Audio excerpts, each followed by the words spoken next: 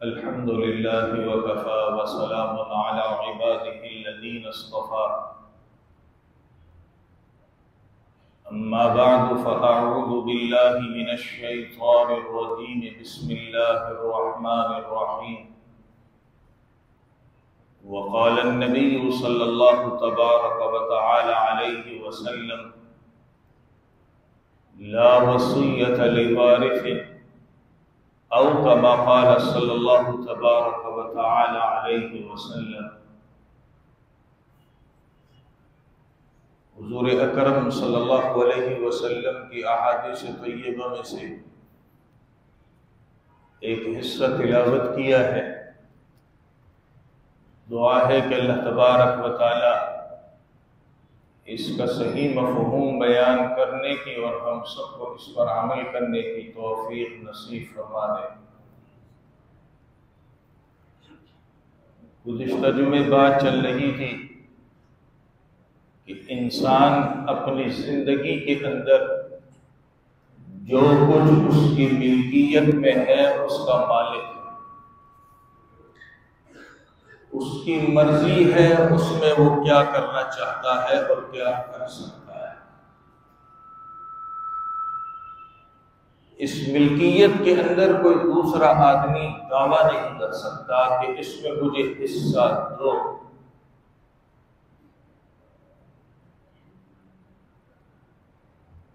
انسان اپنی زندگی کے اندر جو کچھ اپنی ملکیت میں لے کے آتا ہے اس کو محنت سے کماتا ہے۔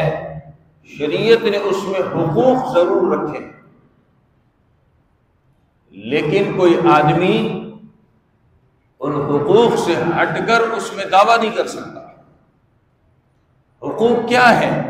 اپنی ذات پہ خرچ کرے، بیوی بچوں پہ خرچ کرے، زکوٰۃ دے، حج کرے، صدقہ دے، لوگوں کو دے، بیوی بچوں پہ خرچ کرے، رشتہ داروں پہ خرچ کرے، یہ حقوق ہے۔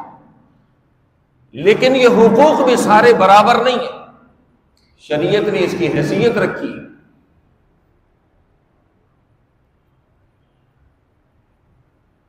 مال کے حقوق اس کی ادائیگی کے بعد انسان جب مرتا ہے تو مرنے کے بعد اس کے مال کے اندر چند حقوق اللہ تعالیٰ نے لازم کیے۔ وہ حقوق کیا ہے مرنے کے بعد مال میں؟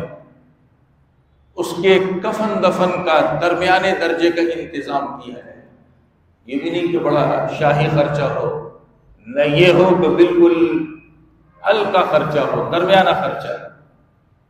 لیکن گزشتہ جمعے بھی ایک بات میں نے عرض کی تھی کہ ہمارے یہاں رشتہ دار، عزیز و اقارب، دوست و احباب یہ اخراجات کر لیتے، تو اب مرنے والے کے مال سے اس کو نکالا نہ جائے، وہ محبت میں کرتے ہیں۔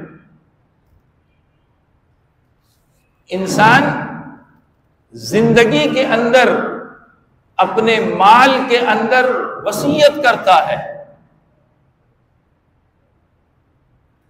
یہ وصیت گزشتہ جمعے میں نے حدیث سنائی تھی اور آج بھی خطبے میں اسی کو تلاوت کیا ہے۔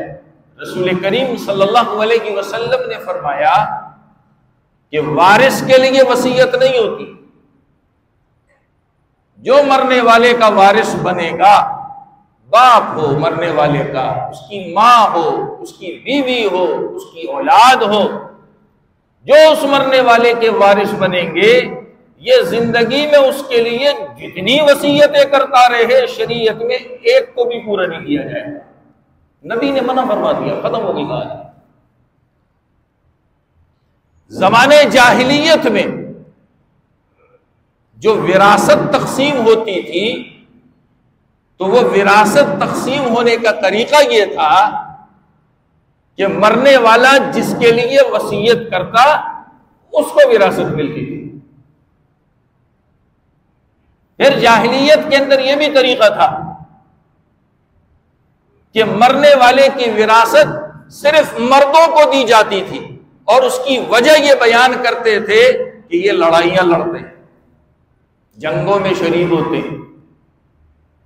اسلام نے ان ساری چیزوں کو ختم کر دیا۔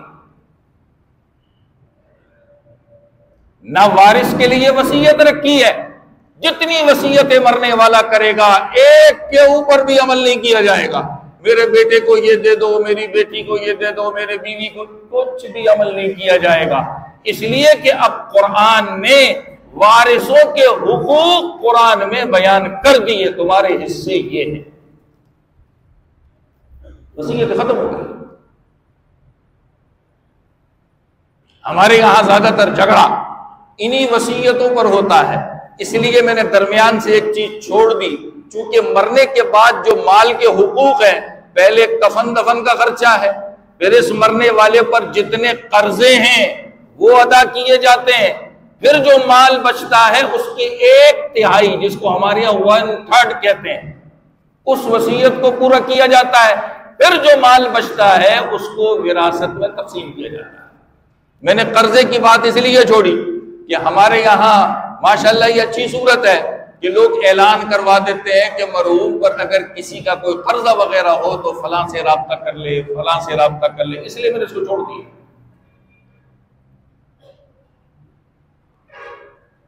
جھگڑا ہمارا ہوتا ہے وصیت پر، ہم میں سے ہر آدمی مال کا بھوکا بن جاتا ہے۔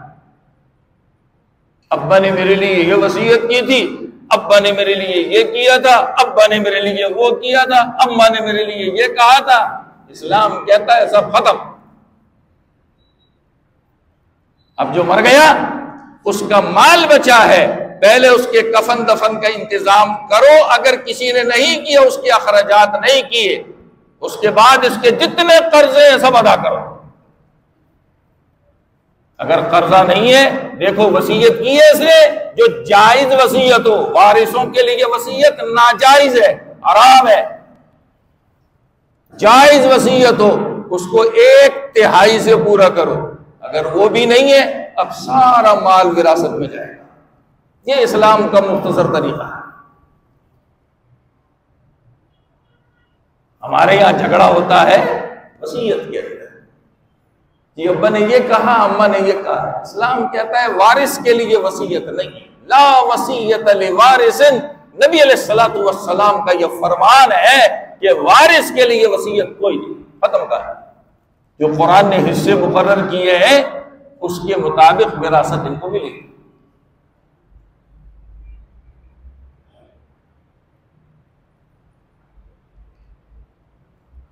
اب ایک جھگڑے کی صورت اور ہمارے یہاں ہے۔ ابا زندگی کے اندر، میں مثالیں دے رہا ہوں تاکہ مسئلہ سمجھ آ جائے، کوئی زیور رکھ لیا، یہ میری بیٹی کی شادی میں کام آئے گا، کچھ پیسے رکھ لیے، یہ میرے بیٹے کی شادی میں کام آئیں گے، کچھ اور چیزیں رکھ لی، دیتے نہیں ہیں اولاد کو، نام کیا ہے، دیتے نہیں ہیں، صرف نام کیا ہے، یہ سونا بیٹی کی شادی میں کام آئے گا، یہ پلاٹ فلاں بیٹے کی شادی میں کام آئے گا، یہ اس کے کاروبار میں کام آئے گا، یہ اس کا۔ اس طرح کرنے سے بیٹا اور بیٹی مالک نہیں بنتے، یہ باپ خود مالک ہے۔ ہم پہلا نقصان کیا کرتے ہیں، ہم سمجھتے ہیں ہم نے بیٹی کے نام کر دیا، زکوٰۃ دینا چھوڑ دیتے ہیں۔ پہلا گناہ، پہلا جرم، پہلا گناہ، پہلا جرم، زکوٰۃ دینا چھوڑ دیتے ہیں۔ یہ جی بیٹی کے نام کر دیا نا میں نے، نام کرنے سے کچھ نہیں ہوتا، دے دو اس کو۔ ہم ڈرتے ہیں بیٹی خرچ کر لے گی، بیٹا کھا جائے گا، اس لیے دیتے بھی نہیں ہیں۔ تو مطلب اللہ تعالیٰ کو دھوکہ دینا چاہتے ہیں۔ یہ باپ اس کا خود مالک ہے، اس کی زکوٰۃ بھی دے گا، اور یہ مر گیا اسی حالت میں کہ صرف نیت کر کے رکھی ہے، بیٹے کو بیٹی کو کچھ نہیں دیا، یہ سب وراثت میں چلا جائے گا، بیٹے بیٹی کو ملے گا نہیں۔ اب مولوی صاحب کے پیچھے بھاگتے، مولوی صاحب میرے ابا نے جو ہے نا میری بہن کے لیے اتنا زیور رکھا تھا تو اس کو دے دیں، نہیں دے سکتے، سب وراثت میں جائے گا۔ میں آپ کو ایک چھوٹا سا شرعی مسئلہ بتا دوں۔ ایک باپ نے اپنے بیٹے کو قرضہ دیا ہے، اپنے بیٹے کو قرضہ دیا ہے، قرضہ، یا بیٹی کو قرضہ دیا ہے یا بیوی کو قرضہ دیا ہے، وہ لوگ جو وارث بنتے ہیں ان کی بات کر رہا ہوں۔ انسان اس حالت پر پہنچ گیا کہ اب مرنے والا ہے، جس کو کہتے ہیں نا مرض الموت۔ اب واپسی کی امید نہیں ہے، اس بیماری میں دنیا سے جائے گا۔ اس مرض الموت میں جس بیٹے کو، جس بیٹی کو، بیوی کو جو قرضہ دیا تھا، وہ باپ، وہ مرنے والا کہے میں نے معاف کر دیا، شریعت میں یہ معاف نہیں ہوتا۔ اس سے بڑھ کر کوئی چیز ہے؟ جس مرض میں پڑا ہے اسی میں یہ دنیا سے جا رہا ہے، اور اس میں باپ نے کہہ دیا جا بیٹا میں نے تیرے کو معاف کر دیا، یہ معاف نہیں ہوتا۔ یہ بیٹا یہ پیسہ واپس کرے گا، وراثت میں جائے گا۔ بیٹی کو دیا ہے تو وہ واپس کرے گی، وراثت میں جائے گا۔ بیوی کو یہ مال دیا ہے اور اس نے اپنے شوہر سے مرض الوفات میں معاف کرانے کے لیے کانا پھنسی کی ہے، یہ معاف نہیں ہوگا، اس سے لیں گے، وراثت میں جائے گا۔ اب سمجھ جائیے کہ جو باپ اپنے بچوں کے لیے زیور کا، پیسوں کا یا کسی زمین کے ٹکڑے کا انتظام کرتا ہے، ان کی شادی میں، ان کے حج میں، ان کے کاروبار میں یہ کام آئے گا، جب تک ان کو دے گا نہیں یہ اولاد مالک نہیں بنتی۔ یہ باپ خود مالک ہے، اس کی زکوٰۃ بھی دے اور یہ مر گیا تو یہ وراثت میں جائے۔ اسی پر ایک مسئلہ اور سنیں، باپ مر گیا، وراثت کا مال آ گیا، جی ابا نے وصیت کی تھی اس میں سے 3 لاکھ روپے سے میری بیٹی کی شادی کرانا، اس کو بھی پورا نہیں کیا جائے گا، اب یہ مال وراثت میں جائے گا۔ اس بیٹی کو اس باپ کی وراثت سے جو پیسہ ملے اس سے شادی کراؤ، ابا کی وصیت پوری نہیں کی جائے۔ ہم نے شریعت کو اپنی کھوپڑی سے لے لیا، بس جیسے سمجھ میں آتا ہے، بس ابا نے یہ کہا، اماں نے یہ کہا، خاندان کے بڑوں نے یہ کہا۔ یہ خاندان کے بڑے اور ابا اماں کون ہوتے ہیں؟ شریعت لے کے آؤ۔ ہم مال کے اندر اسی طریقے پر ناانصافیاں کرتے ہیں تو اللہ تعالیٰ ہمارے مالوں کی برکتوں کو چھین لیتا ہے۔ ہمارے ابا حضور بھی جو ہوتے ہیں نا زندگی میں، جو ہمارے ابا والدین بڑے ہوتے ہیں، باپ دادا، یہ بھی بچوں کو صحیح چونا لگا رہے ہوتے ہیں۔ چونا کیا لگا؟ ارے بیٹا آپ ہی کے لیے تو کما رہا ہوں، ارے آپ ہی کا تو ہے، ارے یہ تو ہے اور وہ تو ہے، یہ سب بیکار کی باتیں ہیں۔ ابا کو بولو ہمیں کوہنی پہ لگا کر مت دو، جو دینا ہے دے دو۔ بڑی بڑی باتیں کرتے ہیں، شکر کی جو ہے نا بوریاں کی بوریاں ڈال دیتے ہیں۔ ارے بچوں تمہارے لیے تو کر رہا ہوں، ارے بچوں تمہارا ہی تو ہے، ارے بچوں یہ تو ہے، ارے بچوں وہ تو ہے، ارے بچوں بچوں بچوں بچوں بچوں میں بچوں کو اولاد کو بیوقوف بنا رہے ہیں۔ جیسے ایک مسئلہ میں کئی جمعوں سے بیان کرتا آ رہا ہوں، ہمارے یہاں بڑے اپنی اولاد کو کاروبار میں لے کے آتے ہیں، باپ کے مرتے دم تک اس بیٹے کو پتہ نہیں چلتا کہ باپ کے کاروبار میں اس کا ملازم ہوں، اس کا پارٹنر ہو، کیا ہو، کچھ پتہ نہیں چلتا۔ وہ بچہ کما رہا ہے، محنت کر رہا ہے، جب باپ مرتا ہے تب اولاد لڑتی ہے۔ باپ کے ساتھ کام کرنے والا کہتا ہے میری محنت زیادہ ہے، یہ میرا ہے، تیرا کہاں سے آ گیا بھائی؟ یہ ظالم باپ ہوتے ہیں، بھلے بوڑھے ہیں تو کیا ہو گیا، اللہ ہم سب کو صحیح سمجھ دے۔ سب سے بڑا ظالم باپ ہوتا ہے۔ کیوں اپنی اولاد کے حق کو طے نہیں کرتے؟ ڈرتے ہو؟ اس کی تنخواہ باندھ دو، کس نے منع کیا ہے آپ کو؟ آپ ملازم کو 10,000 دیتے ہو، آپ کا بیٹا ہے 20,000 دو، لیکن تنخواہ تو باندھو۔ کیوں نہیں کرتے؟ ادھر بچوں کو کہتے بیٹا آپ ہی کا تو ہے، آپ ہی کے لیے سب کچھ کر رہے ہیں، میرے مرنے کے بعد تمہارا تو ہے۔ اور بیٹا بیچارہ لگا پڑا ہے، محنت کرتا ہے، سب کچھ کر رہا ہے، پیسہ اس کو ملتا نہیں، اب وہ پریشان ہے۔ خدا کے واسطے اپنے جتنے بھی معاملات ہیں آج تک نہیں پتا تھا، آج سن لیے، اللہ کے گھر میں بیٹھ کر عہد کرے کہ اللہ ہم اپنے آپ کو بھی ستھرا رکھیں گے، اپنی اولاد کو بھی ستھرا رکھیں گے تاکہ لڑے نہیں، لڑے نہیں۔ اسی لیے میں نے صاف صاف مسائل بیان کر دیے۔ یہ جتنی چیزیں ماں باپ کسی کے نام کرتے ہیں، نام کرنے سے، فائلیں بنانے سے، ایفیڈیوٹ بنانے سے کوئی مالک نہیں بنتا۔ مالک اس وقت بنتا ہے جب اس کے ہاتھ میں دے۔ ایسا کوئی نہیں کرتا، سب ڈرتے ہیں۔ ایسے ہی 2-4 مکان ہو گئے، ایک بیگم کے نام کر دیا، ایک بیٹے کے نام کر دیا، ایک بیٹی کے نام کر دیا، سب خوش ہے جس کے نام پہ ہو رہا ہے کہ یہ ہمارا ہو گیا۔ نام کرنے سے کچھ نہیں ہوتا، سیدھا سیدھا بولتے نہیں ہیں۔ ہم ٹیکس سے بچنے کے لیے کبھی ایک بیوی کے نام کرتے ہیں، ایک بیٹے کے نام کرتے ہیں، ایک بیٹی کے نام کرتے ہیں۔ وہ کیوں بنا دو؟ صاحب بولو نا، بتاؤ والا سب جائیداد ہے، لیکن ٹیکس سے بچنے کے لیے میں نے ایسا کیا ہوا۔ اس لیے آج موٹے الفاظ میں اس حدیث کو دوبارہ سنا رہا ہوں کہ وارث کے لیے جو وصیت کی جائے وہ وصیت وارث کے حق میں کوئی قابل قبول نہیں۔ اس وارث کو اس کا حق ملے گا جو اللہ تعالیٰ نے قرآن کریم کے اندر بیان کیا۔ اب آ جائیں ایک اور مسئلہ جو ہمارے یہاں بڑے جھگڑے کا باعث بنتا ہے۔ ہوتا کیا ہے؟ زندگی کے اندر باپ اپنی اولاد کے اندر چیزیں بانٹتا ہے، اور ہمارے یہاں ایک مشہور نام ہے زندگی میں جائیداد کی تقسیم۔ میں گزشتہ جمعے بھی اس پر کچھ اشارہ کر چکا ہوں، اس سے پیوستہ بھی، کہ شریعت نے آپ کو نہیں کہا کہ اپنی جائیداد زندگی میں تقسیم کرے، کوئی شریعت نہیں کریں گے، کوئی گناہ نہیں ہے آپ کے اوپر، کوئی پکڑ نہیں ہے آپ کے اوپر، کوئی مسئلہ نہیں۔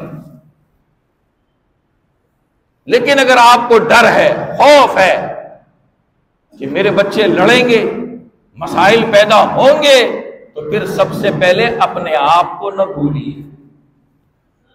ارے میں تو بوڑھا ہو گیا، اب تو چل چلاؤ کی کہانی ہے، میری بیوی بھی بوڑھی ہو گئی، چل چلاؤ کی کہانی ہے، بچوں کو دے دو۔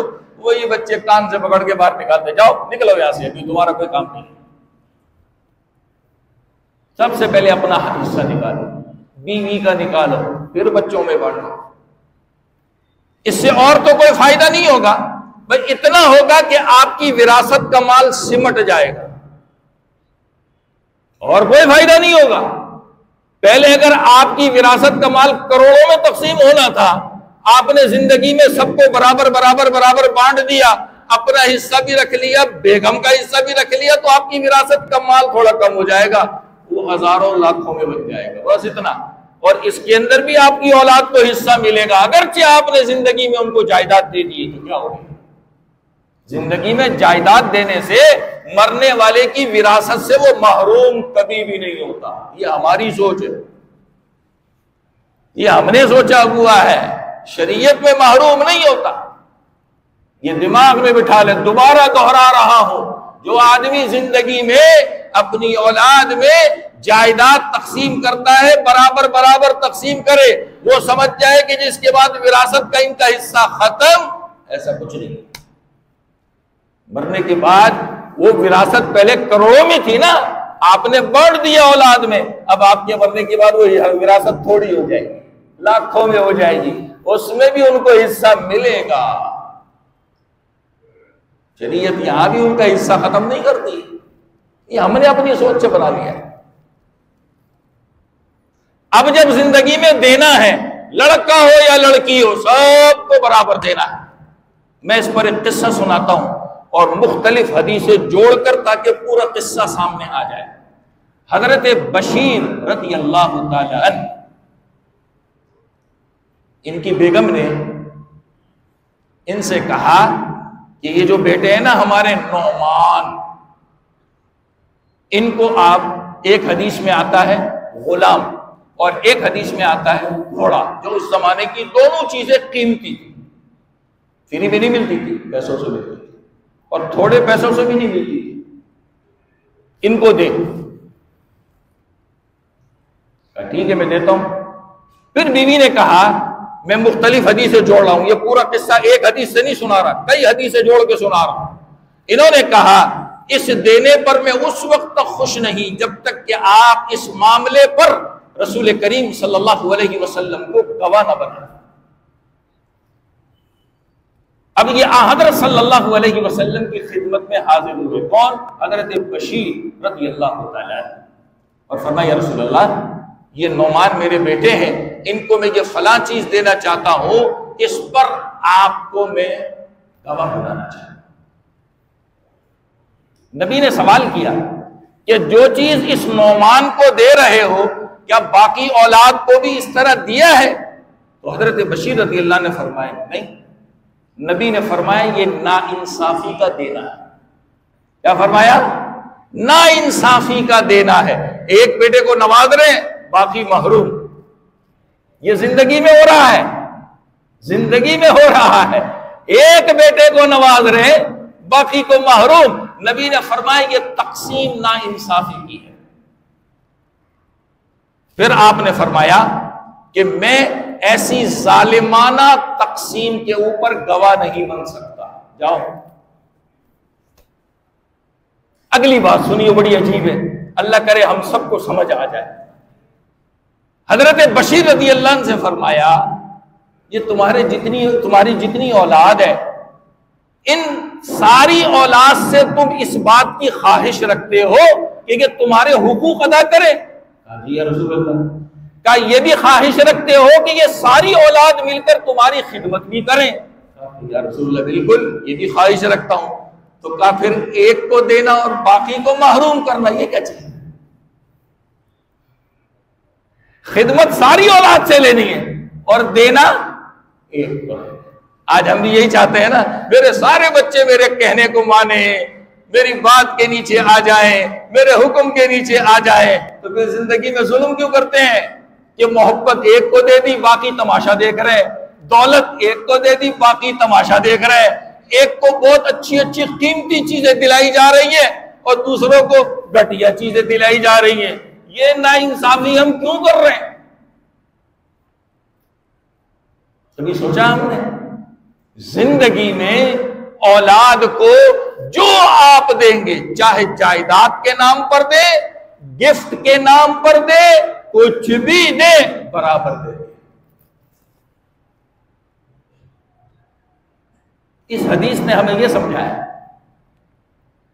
برابر دیں گے، کسی کو محروم نہیں کریں گے۔ ایسے ہی ہمارے یہاں باپ کبھی کبھی خوشی میں آ جاتے ہیں، کوئی پیسہ آ جاتا ہے، کوئی چیز آ جاتی ہے، میں اپنے بیٹوں کو دے دوں، اور وہ بیٹیاں جو شادی کر کے جا چکی ہیں ان کو بھول جاتے ہیں۔ کیوں؟ ہماری سوچ بن گئی نا، وہ تو شادی ہو گئی، اب اس کے شوہر کے نیچے، اس کے شوہر کے ماتحت ہے، شوہر ہی سب کچھ کرے گا، اولاد تو تیری ہے، تو نے تو صرف شادی کی ہے اس کی۔ ہماری سوچ بن گئی، ہم نے اس کو بیلن دے دیا، چمچ دے دیا، پلیٹ دے دی، پیٹی دے دی، یہ بس وہ تو اپنے گھر سے سب کچھ لے کے چلی گئی، اب کچھ نہیں ملے گا۔ یہ کس نے کہا؟ یہ کس نے کہا؟ یہ ظلم ہے۔ قیامت کے دن سوال ہوگا۔ بیٹیاں شادی کر کے چلی گئی تو چلی گئی، اولاد تو ہے نا، کہ شادی کرنے سے یہ رشتہ بھی ختم ہو جاتا ہے۔ جب رشتہ باقی رہتا ہے تو اس کا حق بھی باقی رہتا ہے۔ ہم نے بڑا ہلکا لے لیا اس کو، بڑا ہلکا لے لیا اس کو۔ اور خاص طور پر ہمارے گھروں میں مثال عید کا موسم آتا ہے یا کہ شادی کا موسم آتا ہے یا کوئی خوشی کا موسم آتا ہے تو باپ کہتا ہے میں اپنے سب بچوں کے لیے کپڑے لے کے آؤں۔ ہمارے گھر کی خواتین ہی آواز لگاتی، ارے اس بچی کی تو شادی ہو گئی نا، اس کا شوہر کرے گا۔ تو مرد بھی کہتا ہاں بات تو ٹھیک کہہ رہی ہے، اب اس کا لایا ہوا جوڑا رکھ دیتے، کیوں بھائی؟ وہ آپ ہی کی اولاد ہے، وہ آپ ہی کی اولاد ہے، شادی کر کے گئی ہے تو کیا مطلب ہے اس کا؟ اس کے حقوق ختم ہو گئے۔ پھر تو شادی ہو جانے کے بعد باپ کی وراثت سے بیٹی کو حصہ بھی نہیں ملنا چاہیے۔ کیا خیال ہے آپ کا؟ اتنی موٹی بات تو سمجھ میں آ گئی ہوگی۔ اگر بیٹی کی شادی کر دی ہے اور وہ اپنے شوہر کے گھر سسرال میں رہ رہی ہے تو آپ کے مرنے کے بعد تو آپ کی وراثت سے اس کو حصہ بھی نہیں ملنا چاہیے۔ جب وراثت کا حصہ مل رہا ہے تو زندگی میں جو بانٹیں گے اس میں بھی حصہ ملے گا۔ جب آپ کی وراثت سے حصہ مل رہا ہے، زندگی میں جو بانٹیں گے اس سے حصہ ملے گا۔ شریعت ختم نہیں کرتی، یہ ہماری سوچ ہے کہ ہم نے سمجھ لیا بس ختم ہو گیا سب۔ اور پھر یہ تو زندگی میں دینا تو دور کی بات، باپ کی وراثت سے ہمارے یہاں خواتین کو دینا سمجھا ہی نہیں جاتا۔ ان کا حصہ یہ کیا ہوتا ہے؟ یہ سوال ہوتا ہے، یہ کیا ہوتا ہے؟ سارے مال کے وارث لڑکے بن جاتے، لڑکیوں کو کچھ بھی نہیں ملتا۔ ہمارے یہاں سب جگہ چل رہا ہے، شہر ہو دیہات ہو، سب جگہ یہی مسائل ہے، بہنوں کو کوئی حصہ دیتا ہی نہیں ہے، بہنوں کو حصہ دیتا ہی نہیں ہے۔ یاد رکھو معاف ہی نہیں ہے، پکڑ ہوگی، چھوٹے گے نہیں۔ لہذا اگر اپنی اولاد کو کاروبار میں لے کے آئے ہیں، ایک آپ کے ساتھ محنت کر رہا ہے، خوب محنت کر رہا ہے، آپ کے کاروبار کو وسیع کر رہا ہے، اس کی تنخواہ بند دو، اس کو پارٹنر بنا دو۔ یہ نہ کرو کہ آپ اس کو اچھی چیزیں دلا رہے اور باقی اولاد کو ایسی چل چلاؤ والی کہانی کر رہے۔ یہ ظلم ہے، قیامت کے دن پوچھ۔ اب ایسا بھی ہوتا ہے 2 4 5 بیٹے مل کر کے کام کر رہے ہیں، اس میں ایک تھوڑا پڑھا لکھا ہے، سمجھدار ہے، اب اس کو نوازنا شروع کر دیا، باقی گدے گھوڑوں کی طرح لگے پڑے، لگی بندی، کچھ تنخواہ کچھ پیسے گھر کا خرچہ مل جاتا ہے، اس میں کچھ۔ اب یہی بھائی دیکھتے ہیں، ایک ہمارے بھائی کے پاس جو ابا کا چہیتا ہے، بڑا اچھا موبائل ہے، بڑی اچھی گاڑی ہے، بڑا اچھا اس کا رہن سہن ہے، اور باقی بھائی کیا دیکھتے ہیں، ہمارے تو پھٹے پرانے کپڑے ہیں، ہمارے پاس تو موبائل بھی چھوٹے ہیں، فلاں یہ ہے وہ۔ یہ ظلم معاف نہیں، یہ معاف نہیں ہے، یہ ظلم ہے۔ شریعت نے زندگی کی تقسیم میں برابری کا حکم دیا، اور آپ کے مرنے کے بعد جب مال تقسیم ہوگا تو قرآن کے حصوں کے مطابق تقسیم ہوگا۔ اسی لیے اولاد سے اگر ہم اولاد اگر ہماری نافرمان بھی ہو گئی ہے تو بعض لوگ یہ بھی کرتے ہیں، مرنے سے پہلے مسجد میں دے دو، مدرسے میں دے دو، فلاں جگہ دے دو، فلاں جگہ دے دو۔ ایسا بھی نہ کرو۔ کیا یہ اچھا لگتا ہے کہ ہم اپنی اولاد کو بھیک مانگتا ہوا چھوڑ کر دنیا سے جائیں؟ یہ اچھا لگتا ہے؟ بعض گھروں کے اندر اولاد نافرمان ہوتی ہے، وہ الگ رہتی ہے، ماں باپ سے بات چیت نہیں کرتی، باپ وصیت لکھوا رہا ہوتا ہے، یہ میرے مرنے کے بعد یہ مدرسے میں دے دینا، میرے مرنے کے بعد یہ مسجد میں دے دینا، یہ میرے مرنے کے بعد یہ کر دینا، وہ کر دینا، بلا کر دینا، اور سارا کا سارا وصیت میں لکھواتا ہے، بچوں کے لیے کچھ بھی، ایسا کچھ بھی نہیں ہوتا۔ یہ وصیت ایک حد تک پوری ہوگی، اس کے بعد اسی نافرمان بیٹے کو ہی ملے گا۔ آپ جتنی وصیت لکھوا دیں، آپ کے لکھوانے سے کچھ نہیں ہوتا، آپ کے لکھوانے سے کچھ نہیں ہوتا۔ ابھی چند دن پہلے میرے پاس بات آئی کہ جی اس طرح باپ نے وصیت لکھی تھی، میرا بیٹا نافرمان ہے، وہ مجھ سے الگ رہتا ہے، میری بات نہیں مانتا، میری ساری جائیداد جو ہے وہ مسجد میں دے دینا، مدرسے میں دے دینا۔ میں نے کہا 1/3 میں دو، باقی جو بچے گا اسی بیٹے کو وراثت میں ملے گا۔ یہ ناجائز وصیت، شریعت میں اس کا اعتبار نہیں ہے، یہ ہم نے اپنی سوچ سے بنائی ہے۔ جیسے آنکھ نامہ بنواتے ہیں نا، اس پر پہلے بات کر چکا ہوں، جتنے آنکھ نامے بنوا لے، شریعت میں اس کی کوئی حیثیت نہیں، آپ کی وراثت سے اس کو حصہ ملے گا۔ یہ ہم نے سب کچھ بنا لیا ہے، ہم نے سب کچھ کر لیا ہے۔ لہذا اپنے مالی معاملات میں چاہے زندگی میں کرے یا کوئی وصیت کرنے جا رہے یا کچھ ایسے معاملات کر رہے، آپ دین والوں سے رہنمائی حاصل کریں، وکیلوں سے رہنمائی نہ لیں، دین والوں سے رہنمائی جو آپ کو جہنم کے گڑھے میں جانے سے بچائے۔ وکیل کو جو آپ بولیں گے وہ لکھ کے دے دے گا آپ کو، اس کو کیا ہے، اس کو کیا ہے؟ مالی معاملات میں نہ کسی کا حق دبائے، چاہے وہ عورت ذات کی ہو، بہن کی صورت میں، ماں کی صورت میں، بیٹی کی صورت میں، کسی کا حق نہ دبائے، زندگی میں بھی نہیں اور آپ کے مرنے کے بعد بھی نہ ہو۔ اور جو کچھ تقسیم کرنی ہے وہ زندگی میں برابر ہوتی ہے، وراثت آپ کے مرنے کے بعد ہوتی ہے، پھر قرآن کے حقوق کے مطابق اس کو ادا کیا جاتا ہے۔ اللہ ہمیں صحیح عمل کی توفیق نصیب فرمائے۔